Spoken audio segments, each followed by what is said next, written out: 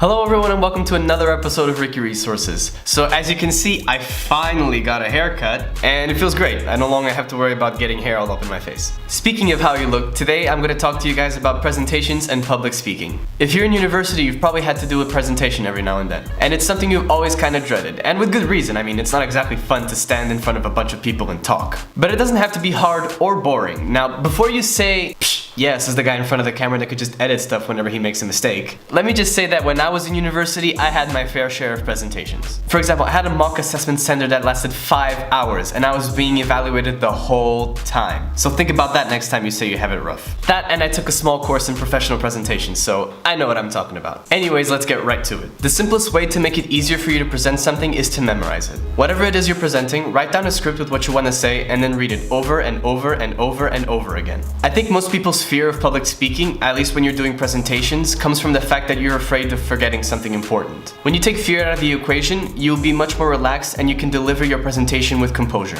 When you're writing your script, you should aim for about 30 seconds per slide so that you can really deliver that essential information. This is a good rule of thumb to make sure that your slide fits right in with the rest of the presentation. If it's too short, it might make the slide seem unnecessary, and if it's too long, you can always split it. The more slides you have, the more engaging your presentation ends up being because it gives your audience more things to look at. In order to keep it fresh and engaging, make sure you add moments where you can interact with your audience when you're writing your script. The best way to do this is to ask rhetorical questions because it'll get the audience thinking. That, and if you ask an actual question, someone might actually answer it and then it might be wrong, and then someone else jumps in and then you've sparked up a whole debate and your presentation is ruined, and you really don't want that. You could also add some pauses to really emphasize some points. Waiting for a couple of beats after important points really draws people's attention, especially if they're somewhat distracted. Another thing you can do to make sure everything goes smoothly is by preparing your presentation accordingly. You've probably heard this one before, but you should never have too much text in your slides. If you have too much text on your slides, not only does it take away focus from you, but it also gives you the temptation to look back and read off the slides, and you really don't want that.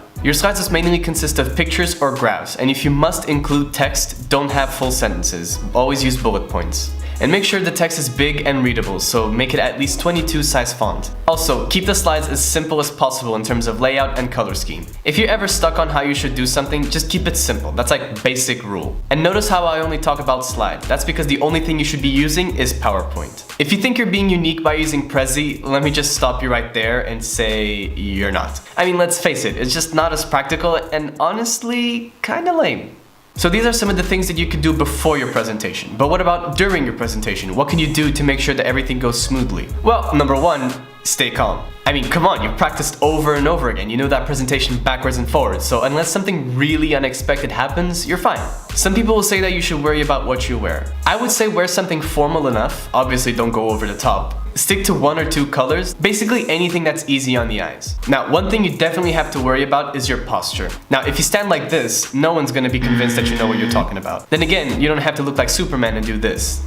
This just makes you look like you have something stuck up your ass. Just make sure you stand with your feet shoulder width apart, don't lock your knees, make sure they're relaxed, and back straight. It sounds basic, but I'll be honest, it's a little tricky to get that perfect balance between looking relaxed and confident. Another thing you want to make sure you lock down are your movements. Taking a couple of steps every now and then is fine, but just make sure you don't pace up and down like a lunatic. Also, arm position, very important. You don't want to keep your arms down here and do nothing with them. On the other hand, you don't want to raise them too much because then this happens. And so, as you can see here, that's oh disgusting. my god, that's so gross. I'm so sorry. Oh man, I totally got that on camera. You can fix this by getting one of those laser pointers or one of those extendable rod thingies. While you're up there, just make sure that you're breathing and take your time to make sure that you don't sound too rushed. And I know it's tempting, but do not use cue cards. You'll probably end up being too focused on them instead of looking at your audience. And that's the most important thing you can do while you're presenting. Make sure you look at your audience so that they can reciprocate and be fully engaged to your presentation. In the end, make sure you leave enough time for questions and then thank your audience for their attention. As always, thank you so much for watching this episode. If you liked it, make sure you leave a like and subscribe to the channel. Also, leave a comment saying what you like to do in order to prepare for your presentations. In the meantime, stay safe, wash your hands, and I'll see you guys on the next episode of Ricky Resources.